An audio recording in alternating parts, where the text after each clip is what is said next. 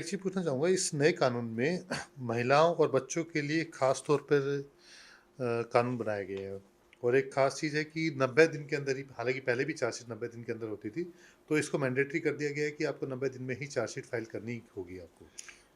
देखिए, पहले भी था हाँ, और अभी भी है। हुँ, और जो जिसमें इसमें भी आपने देखा होगा कि जेंडर रिलेटेड हुँ, मॉब लिंचिंग है, उसका हाँ, एक अलग से प्रावधान है। जो बाल अपराध हैं बिल्कुल, उन पर जोर दिया गया है कि किस तरह से जो बिल्कुल। त्वरित न्याय और जल्दी से जो न्याय की प्राप्ति हो। महिला सुरक्षा संबंधित बहुत सारे हैं। हाँ, इवन अगर आप स्ट्रीट क्राइम्स की बात करें, स्नैचिंग की बात करें, तो स्नैचिंग भी कहीं न कहीं डायरेक्टली या इनडायरेक्टली महिला अपराध से ही संबंधित होता है। तो इस तरह की बहुत सी चीज़ों में जो प्रोविज़न्स किए गए हुँ, हैं और नए प्रोविज़न्स में भी एक अन्वेषण को चरणबद्ध और समयबद्ध तरीके से पूर्ण किया जाए।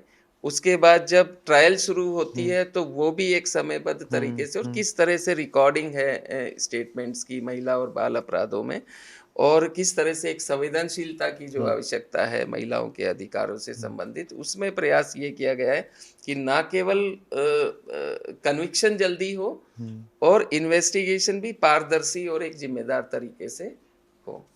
आपको लगता है कि नए कानून आने के बाद ख़ास तौर पर एक ये बड़ा मुद्दा रहता था कि महिलाओं और बच्चों के अंदर एक वो जो कॉन्फिडेंस कि हाँ, पुलिस हमारे पास है, हमारी सुरक्षा के लिए है और अब जो अपराधी हैं, उनके अंदर डर पैदा होगा। तो एक कहीं न कहीं जैसे आपने स्नैचिंग की बात की, इसके अंदर प्रावधान रखा गया है क्योंकि स्नैचिंग एक बड़ा ऐसा स्ट्रीट क्राइम है, जिससे लगभग हर महिलाएँ जो हैं, डरी रहती हैं। ब बच्चों के खिलाफ क्राइम है। तो आपको लगता है कि अब नए कानून में वो इतने दाँत आ गए हैं कि सच में अब न्याय हो पाएगा?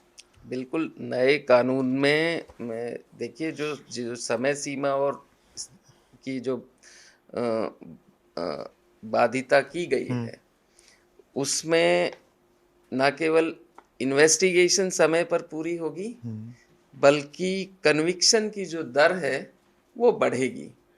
और कन्विक्शन की दर के साथ-साथ अगर हम बात करें कि आधुनिक तकनीक के कारण से हुँ, जो न्याय प्राप्ति भी बढ़ेगी और साथ के साथ इवन अब जेलों में भी अगर आप हुँ, देखते हुँ, हैं, तो किस तरह से अगर मान लीजिए किसी व्यक्ति ने अपनी सज़ा पूरी कर ली है, अगर आधी सज़ा पूरी करी है, 1/3 सज़ा पूरी करी है हुँ, और बहुत से जो पेटी ऑफेंसेस हैं, जो हीनियस क्राइम्स नहीं हुँ। हैं, उसमें अगर किसी को रिलीफ भी देना है, तो उस तरह के प्रावधान भी किए गए हैं।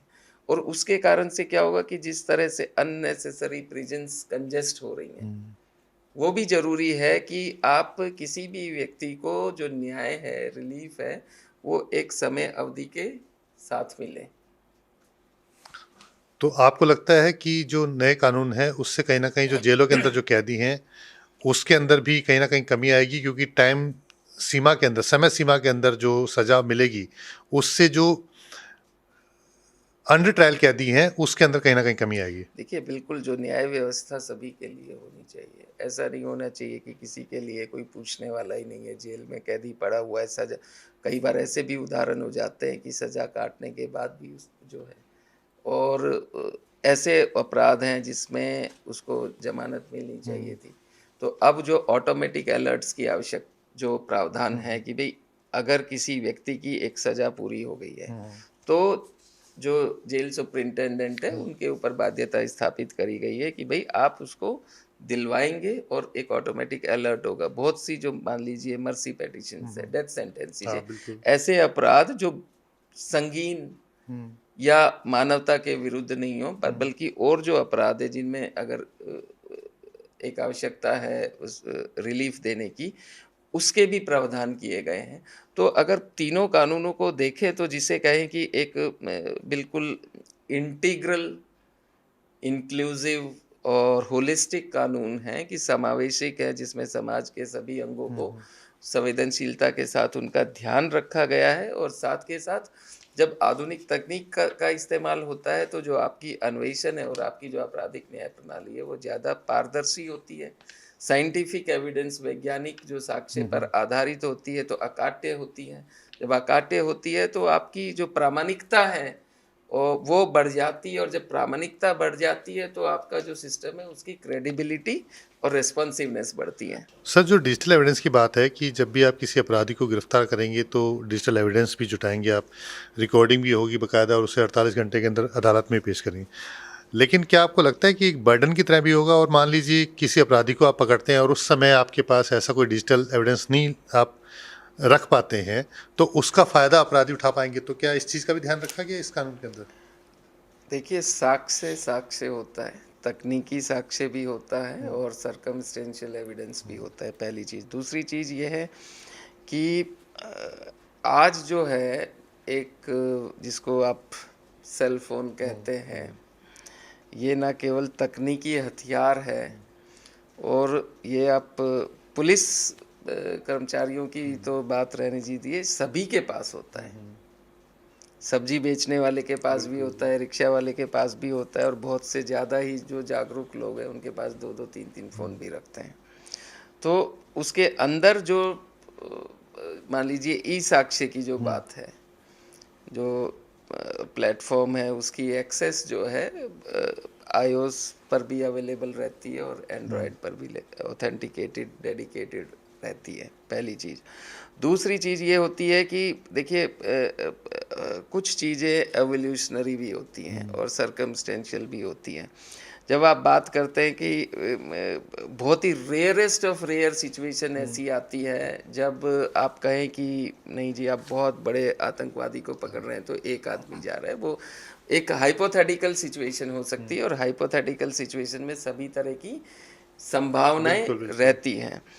और रही बात तकनीकी संवर्धन की, तो जैसे चंडीगढ़ की बात करते हैं तो हमने हर एक थाना स्तर पर जो है डेडिकेटेड टैबलेट्स दी हैं। हमारे जो अन्वेषण अधिकारी हैं उनको उसमें प्रशिक्षित किया गया है।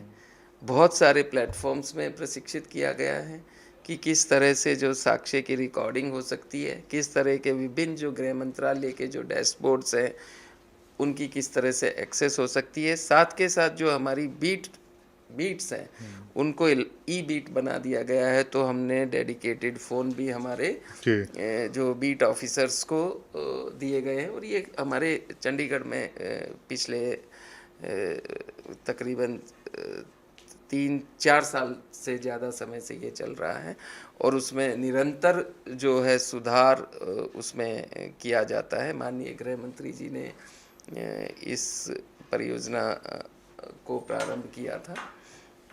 तो जो फ़ोन्स हैं और टैबलेट्स हैं, और हर एक राज्य में, ये नहीं है कि चंडीगढ़ में, हर एक राज्य में, गुजरात है, महाराष्ट्र है, तमिलनाडु है, हर राज्य में, आंध्र प्रदेश है, हर एक राज्य में जो पुलिसिंग से संबंधित विभिन्न जो चरण हैं उसमें तकनीकी संवर्धन का प्रयास किया है, और एनसीआरबी और बीपीआरएनडी इन सभी चीज़ों को एक जगह एकीकृत करके, समाहित करके, जो एक आदर्श जो टेम्पलेट और डैशबोर्ड जो पूरे भारतवर्ष में प्रोवाइड करता है, जैसे एनआईसी के तहत ई साक्ष्य को पूरे भारतवर्ष को जो है सभी राज्यों और केंद्र शासित प्रदेशों को दिया गया है कि वो साक्ष्य संकलन के समय इस डैशबोर्ड का इस्तेमाल करें।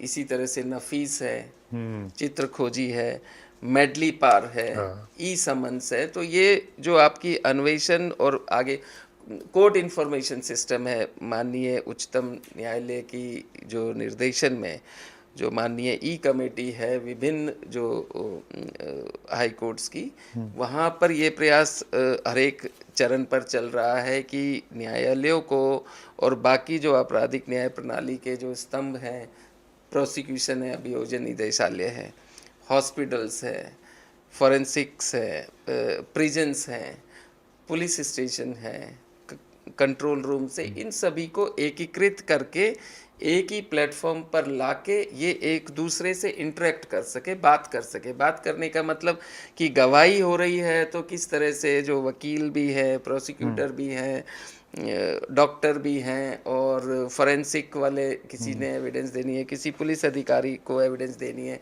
कैदी जो है वो जेल में है, इनको किस तरह से एक प्लेटफॉर्म पर लाया जा सके। इस जिस प्लेटफॉर्म का नाम है न्याय सेतु, जो मैंने प्रारंभ में कहा कि ये जो भावना है पूरी जो तीनों कानूनों के तहत जो भावना है और जो न्याय सेतु डैशबोर्ड की जो भावना है, न्याय सेतु डैशबोर्ड का जो उद्देश्य है वो ये है कि भावना आप जैसे तकनीकी रूप से सर्वोच्च हों, अकाट्य हों और जो आपकी जो भी कार्य प्रणाली है, चाहे वो आपकी पुलिस कंट्रोल हुँ, रूम की हो, पुलिस स्टेशन की हो, पुलिस स्टेशन में एफआईआर जनरेशन की हुँ, हो, समन्स की हो, केस डायरी लिखने की हो, चार्जशीट जाने की हो, इसको तकनीक इस्तेमाल करके इसको जल्दी से जल्दी जहाँ पर जाना है, वो आपस में बात कर सकें। ऑर्डर्स जो हैं माननीय न्यायालय के वो समय पर जा सकें और उसको तुरंत देखा जा सके, फिर जो आगे क्या कार्रवाई करनी है वो हो सके। तो ये पूरा जो है न्याय सेतु एक डैशबोर्ड के तहत सभी जो अंग है आपराधिक न्याय प्रणाली के वो किस तरह से एक दूसरे से निरंतर आपस में संवाद या बातचीत कर सकें। तो मतलब हम ये मान सकते हैं कि जो पुलिस के ऊपर जो आरोप लगते रहते हैं कि पुलिस जो है कहीं न कहीं कभी